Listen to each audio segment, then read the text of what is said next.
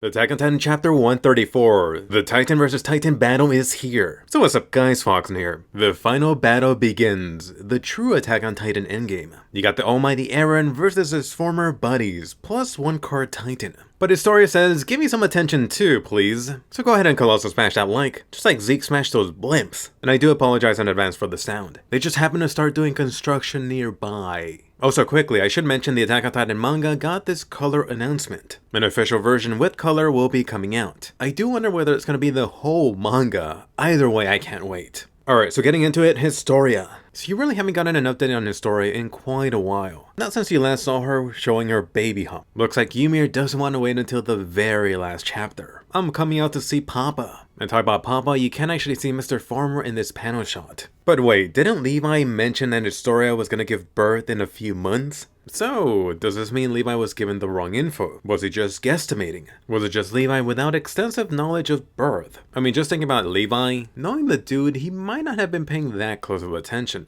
After all, just another little munchkin. Although tossing it back to Historia, could Historia be having the kid much earlier than expected? Is this suddenly going back to the idea of her possibly dying during childbirth? Either way, the father tease continues by Isayama. Having the actual baby is going to start up the whole baby daddy debate again. So let me ask you, have your thoughts on who the father is have changed? If Isayama doesn't outright 100% confirm it before the baby pops out, you're going to at least have more data to go by based on how the little devil looks. Anyway, for a more important Titan update, the Colossal Titans keep on advancing. First off, you have a ton of people in the first one. Could this be whatever is left of the Marley continent? The second one, it looks like London, I think. Perhaps reverse London for the Attack on Titan world. For the third one, could this be Japan, or should be whatever Kiyomi's nation is in this world? Either way, the Colossal Titans just don't care. This is really an eerie sight, with the Colossal Boys and the sunset in the background. Let's see if Mappa Studio goes the full CG route for these scenes. I could see the Attack on Titan finale having the Mappa intern spam copy and paste all day and night. So you got all locations smashed. The Hulk would be proud. After the little boy that got pancaked a few chapters ago, this is starting to feel like a more common situation. I actually wish they showed this first instead. Seriously, this Colossal Titan parade is working overtime with how far they've gotten. They should have only been around a day or two that has passed since Eren unleashes Colossal Titan founding Titan mode. It doesn't look like they're getting thinner either. So poor people down below. I would go with the classic, oh, they look like ants line. But based on the size ratio, all these humans scattering around probably look more like mice or thick roaches trying to get away, except much slower. Keep in mind, if Eren chooses to be the ultimate winner, he's really gonna have to circle back to double tap Earth. And you do have to notice how Isayama keeps on layering and layering the Colossal Titan threat even more. You have thousands of people jumping to their death. It's either jump or get squished like a human-sized bug. It truly is the end of times here. Part of me actually tried to picture how this would look in our world. Hollywood isn't making it this far, if the Attack on Titan live action does happen. Then you got Isayama really trying to push you into the fields even more with the mother falling to her death, while at the same time keeping the child above. The little kid is being lifted into the heavens. And do notice the imagery, a new life being raised. At the same time, you have death coming in the background non-stop. With everyone raising their hands up to the sky, I actually got the imagery of people doing the same for Superman. Sorry, there's no Superman here though. So I'm really curious, do these daunting scenes give you a callback to anything else? I'm sure you can make some interesting connections, especially outside of anime. As a quick side discussion, I do wonder how much more of this Isayama will keep on showing this to the Attack on Titan fans. Naturally, none of this is positive imagery. With so much death and destruction, there's just so much abuse that your readers could take until they eventually get numb to it. I got a feeling with this chapter, some of you are getting to that point. Anyway, switching to the Surviving Eldians, featuring Annie's papa and Reiner's creator. It looks like you could only run so far from the death storm coming. No more ways out. So what is that, 13 blimps versus the founding Attack Titan god? Eren, time to pop these balloons out of the sky. How about tossing some Colossal Titan chunks? Right here, you have some monologue from the guy in charge. Feels like whatever is left of the Eldians and Marlians here have finally realized what should have been the obvious thanks to the devil Eren. There's been this constant theme of hate usage in the Attack on Titan world. The world has directed their problems and hatred towards Paradise Island, truly the scapegoat of this world. Even the Eldians within Marley chose to turn their back on Eldians not on the mainland. This whole situation gets even deeper if you toss in the Typer family. You know, Eldians themselves who lived within wealth without any issues. After all, even Willy was a beloved figure. I do wonder how hard Isayama is attempting to push readers to see parallels to events in real life. Really the theme of this abused minority group that eventually explodes and rises up. History surely has tons of examples. This does bring a smile to my face. The line that Eren has become the devil they all feared. The devil born out of hatred. And while these guys don't know the exact details of how Eren progressed to this point, we definitely do. You've been there for the decade-long ride. Ultimately, Eren has succeeded in bringing them together. But how about the remaining world? By the way, you should notice how this last-minute realization by the speaker here is pretty much the same line of thinking that Gabby reached back on Paradise Island. And you recall how bloodthirsty she was. As for Reiner's mama, you can see her pregnant, which by the way, a lot of motherhood and baby imagery. You got the birth of the unkillable Reiner, which really just means she's having her own little moment. But sorry, Sayama, you slammed this gate hard. Is it just me? But I'm not really feeling bad for her. Go ahead and give more time to Papa Leonhard, especially if he's gonna die.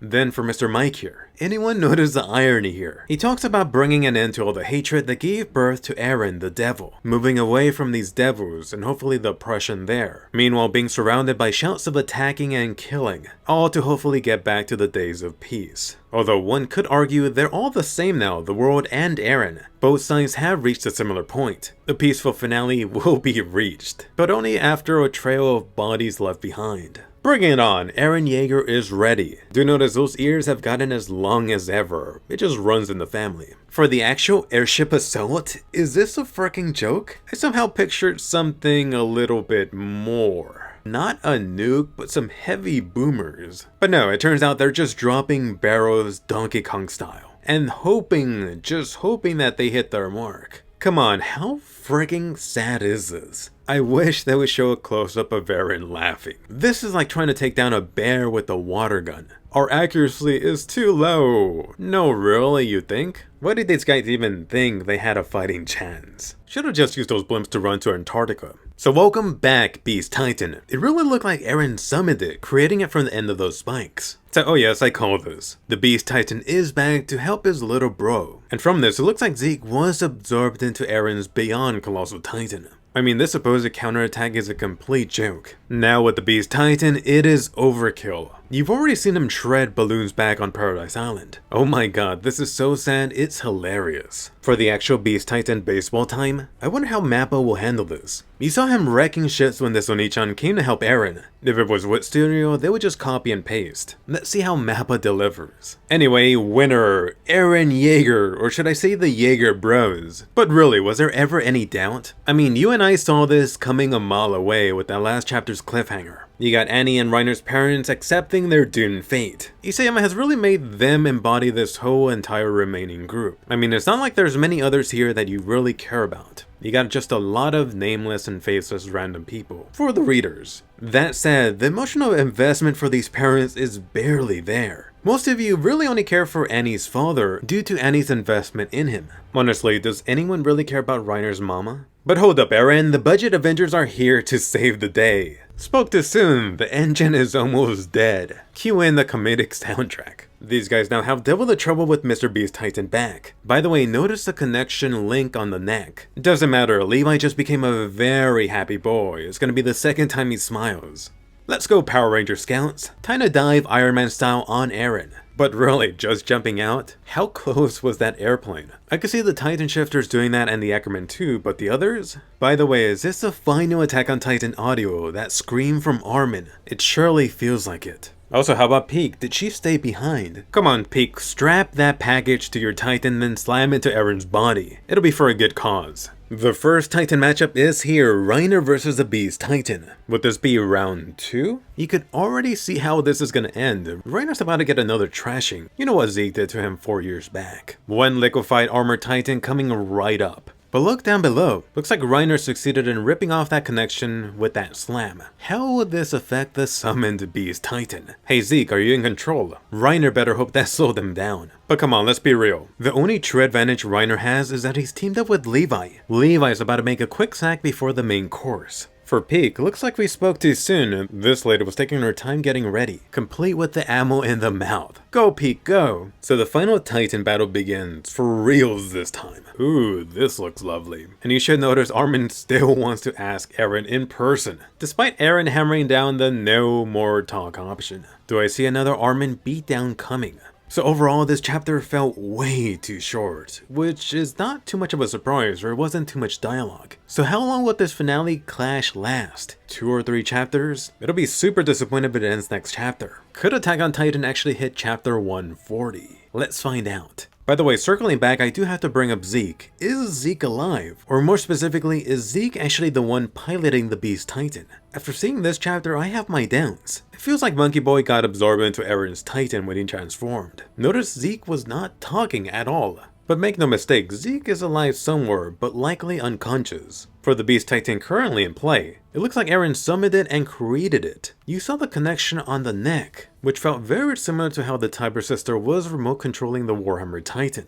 Does this hint at Eren having 4 Titans now? Naturally, this does circle back to Eren Yeager. How is this guy gonna fight? The scouts and warriors are currently fighting on his massive skeleton body. Eren is gonna have to fight somehow too. I could see a few possibilities. Eren could snap off the current Titan on the top half, and then just sprout some legs. This way, Eren can move around. Or how about if Eren does something similar to the Beast Titan? He summons this buffed up version of his favorite attack Titan. I'd be really curious to see if Eren could summon multiple copies of any Titan shifter. He is the founding Titan after all. Would it be the Armor Titan versus Armor, Female Titan versus Female, and so on? Kinda reminds me of the Dark Gundam fight for any old school anime fan. Would you like to see a similar matchup?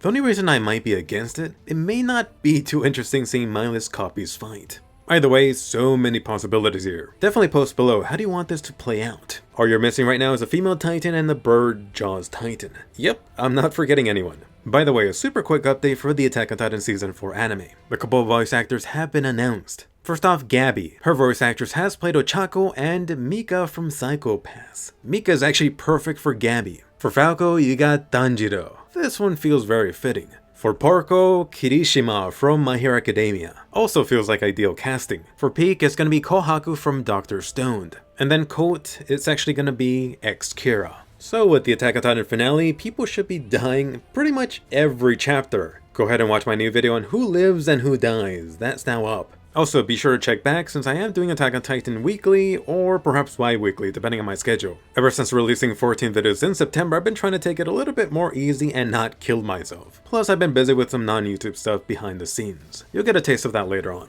Anyway, let me know how you feel about this chapter down below. Is this the best chapter this year? Has it been the perfect kickoff for the endgame battle? And definitely let me know which side are you on, Team Eren or Team Avengers. Definitely subscribe, over half of you still aren't subscribed yet. Let's go ahead and get to 500,000. Go watch Who Survives an Attack on Titan video and I'll see you guys later.